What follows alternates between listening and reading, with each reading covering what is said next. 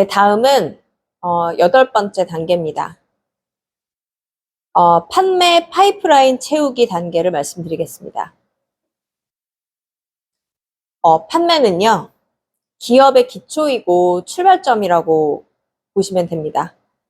판매할 때 가장 먼저 할 일이 무엇이냐? 가망 고객을 찾아내는 일입니다. 그리고 가장 우리 영업에 있어서 판매에 있어서 가장 큰 장애물이 바로 두려움인데요. 이 사람들은 거절에 대한 두려움과 걱정 때문에 자기도 모르게 일을 더 많이 방해를 받고 있다고 보시면 됩니다. 그러면 내가 만약에 확실하게 계약할 만한 그런 보증된 고객 명단을 많이 가지고 있다면 어떨 것 같으세요? 고객님 만나느라고 기분 좋고 또 바쁘시겠죠. 보증 고객 명단이 있고 어떤 거절, 실패, 난처한 입장 빠지거나 비난받는 거에 대한 두려움이 없다. 그러면 아마 업계 전체에서 가장 강력하고 자신 있고 역동적인 그런 세일즈맨이 될 겁니다. 그래서 우리한테 좀 좋은 소식이 있는데요. 내가 가망 고객을 조금 더 발굴을 잘 하게 되는 그런 기술이 능숙해진다고 하면은 가망 고객을 발굴할 때 대한 그런 두려움이 점점 줄어듭니다. 또 반가울 점은 뭐냐면 정말 뛰어난 가망 고객 발굴 능력을 내가 가졌다면 만족할 만한 가망 고객의 추천을 또 계속 해주게 되거든요. 그래서 가망 고객 발굴을 지금처럼 많이 하지 않아도 자동으로 연결이 된다는 게 좋은 점입니다. 그래서 내가 판매 성과를 정말 높이고 싶으시면 더 좋은 가망 고객과 함께하는 그런 보내는 시간을 더 늘리셔야 됩니다. 자, 이번에 우수 가망 고객을 말씀드리겠습니다. 가망 고객에게도 조금 더 좋은 가망 고객, 또 그렇지 않은 가망 고객이 있어요. 자, 첫 번째 우수 가망 고객이 뭐냐? 자, 우수한 가망 고객은요, 우리가 판매하는 상품에 대해서 절박한 욕구를 가지고 있어요. 욕구가 절박하고 필요한 게 긴급할수록 사소한 문제에 대해서는 트집 잡을 가능성이 줄어듭니다. 네. 구매를 또 바로바로 하시겠죠, 이런 분들은. 자, 두 번째. 내가 구매하는 상품과 예상 용도 사이에 명확한 비용 대 이익 관계를 가지고 있습니다. 즉, 우리 상품을 활용을 해서 얻을 비용 절감이나 이익 창출, 혜택이 분명하고 측정 가능해야 합니다. 가망 고객이 우리 상품을 구매했을 때 구매 대금을 신속하게 회수할 수 있으니까 구매하지 않으면 매우 불합리하다. 이거를 보여줄 기회를 노려야 됩니다. 자, 세 번째 우수 고객은요. 우리 회사 상품에 아주 긍정적인 태도를 가지고 있으신 분들이에요. 그래서 우리 상품 또 우리 서비스 혜택을 빨리 누리고 싶다. 이런 고객은 당연히 판매하기가 쉽고 되게 좋은 그런 가망 고객이시겠죠. 자, 네 번째. 대량 거래가 가능한 고객님이 또 우수 고객입니다. 거래가 성사될 경우에 많은 양을 구매를 하세요. 이런 분들은. 그리고 한 고객과 거래하는 게 다른 여러 소규모 고객 합친 것보다 더 많습니다. 그래서 대단히 좋은 고객이라고 보시면 됩니다. 자, 다섯 번째. 큰 영향력이 있는 고객을 말합니다. 동종 업계에서 일하는 분들로부터 존경을 받고요. 추천서나 소개를 받을 수 있어요. 그래서 상당한 후속 판매, 연결 판매가 가능할 수 있습니다. 최고 세일즈맨은 고객의 구매에 크게 만족할 때까지 정말 노력을 많이 합니다. 그래서 이 고객의 추천서와 소개로 그를 알고 존경하는 분들한테도 역시 또 추가로 판매하는 게 가능합니다. 자, 여섯째 우수 고객은 재정, 돈으로 아주 건실하고 대금 지불을 신속하게 하는 분들이 우수 고객이고요. 자, 일곱째, 가망 고객의 사무실이나 집이 우리 사무실 집과 매우 가까운 분들이 역시 우수 고객입니다. 왜냐하면 가까워야 찾아가기도 쉽고 도움을 주기도 쉽거든요. 가망 고객을 평가할 때 가장 중요한 질문은요. 나는 지금 효과적으로 시간을 쓰고 있는가?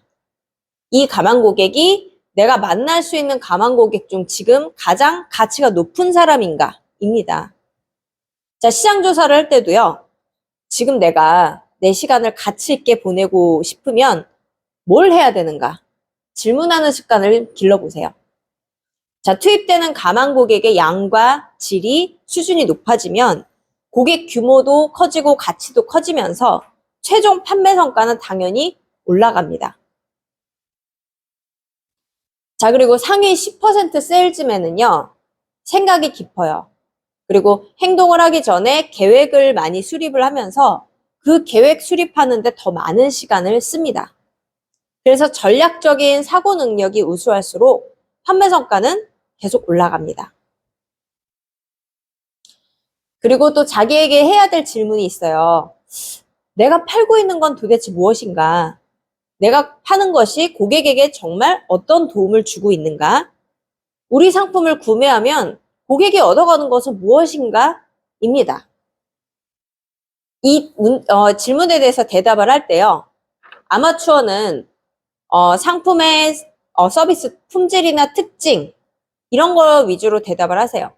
그래서 상품 서비스에만 초점을 두는 게 아마추어들입니다. 그런데 프로는 어떻게 초점을 맞추냐? 내 가망 고객이 가진 구체적인 문제, 그리고 이 상품이 우리 가망 고객의 그 살아가는 인생이나 업무 향상에 어떤 도움을 주는지에 초점을 먼저 맞춥니다. 정말 프로라고 하면 상품의 이유나 방법보다는 내 상품이 고객한테 뭔가를 얻을 수 있게 해주는 그 이익을 더 초점을 맞춘다는 말입니다. 왜냐하면 고객은요, 이 상품을 구매한 후에 누리고 싶은 그 기대감, 그런 느낌을 사는 겁니다. 자, 그리고 이제 내 고객이 어떤 분들인지를 조금 분석을 해보셔야 됩니다. 과거에, 예전에 우리 상품을 구매한 사람을 돌아보면서 한번 물어보세요. 내 고객들의 공통점이 뭘까요? 이상적인 고객은 남자분이었을까요? 여자분이었을까? 그리고 연령층은 어땠고 교육 수준은 어땠는지, 그리고 처음 구매하신 건지 아니면 예전에 같은 동종 상품을 구매한 경험이 있는 사람인지, 그리고 직업이나 소득 수준은 어떤지, 그리고 가족 사항은 어떤지, 그리고 성격은 어떤지까지 한번 물어보시기 바랍니다. 자, 또 고객을 또 분석할 질문이 하나 더 있습니다. 내 고객은 왜 구매를 할까요? 입니다. 자, 판매에서 가장 중요한 질문이겠죠. 왜 구매하는가? 상품을 구매해서 얻는 그런 이익은요. 그 구매가 구매를 했을 때 다른 분들한테 어떻게 보이는지와 관계가 굉장히 깊습니다. 그러나 고객이 구매하는 실질적인 이유는 유형의 이익이 아니고요. 무형의 이익, 정서적인 이익입니다. 뭐 자부심이 있을 수 있겠고요. 신분의 안전, 타인의 칭찬, 존경, 뭐 잘 보이고 싶은 마음, 이런 것과 관련이 있다는 겁니다. 예를 들어서 롤렉스 시계를 구매하는 고객이 있다고 칩시다. 이분들은 롤렉스를 구매하는 게 어떤 기능적인 측면보다는 내가 이걸 찾기 때문에 성공했다. 나는 지위가 높다. 그런 자부심, 과시하고 싶은 마음이 있기 때문에 구매를 하는 겁니다. 자, 그리고 내 가망 고객을 그럼 어디서 찾아야 될지 한번 보겠습니다. 자, 세일즈맨의 책임은요, 상품 서비스를 가능한 많이 파는 겁니다. 그렇게 하려면 판매 노력을 집중할 수 있게끔 가망 고객이 있는 위치를 파악을 해두어야 합니다. 정확한 위치를 파악을 했을 때 더 짧은 시간에 더 많은 고객을 만날 수 있고 판매 가능성이 높아지는 겁니다. 중요한 거는 누가 미래에 우리 고객이 될 것이고 그 고객이 어디 있을지를 생각을 해야 합니다. 자, 그리고 내 고객은 언제 구매를 하나요? 이것이 바로 효과적인 고객 발굴을 위한 다음 질문이 됩니다. 부자 고객들은 특정한 구매를 연말이나 세무신고 전에 합니다. 그런데 다른 시점에 세일즈맨이 접근하면 그 관계된 일이 아니기 때문에 거들떠보지도 않아요.